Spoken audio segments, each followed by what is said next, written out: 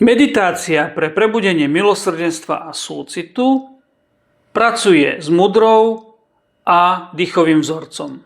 Dýchový vzorec je následovný.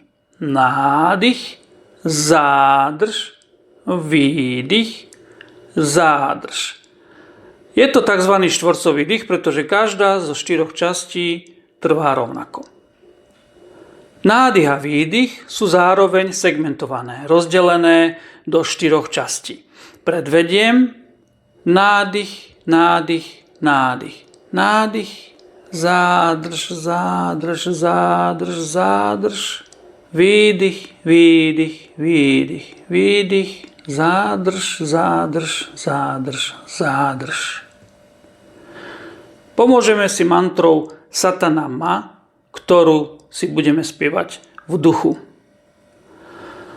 Mudra. Ako som už povedal, tá mudra je veľmi pekná, dá sa povedať až najviac sexy. Palce a ukazováky oddelíme od ostatných prstov, zvyšné 3 prsty spojíme, ukazováky sa nám prekrížia, palce smerujú dopredu. Mudru priložíme k srdcu. Konečne sa cítim ako pravý jogín.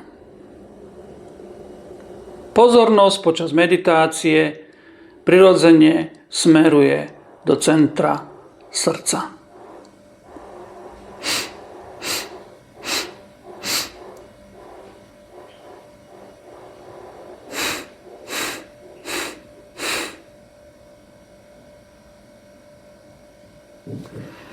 Kto by sa chcel vyskúšať 11-minútovú verziu, páči sa na ďalšie video.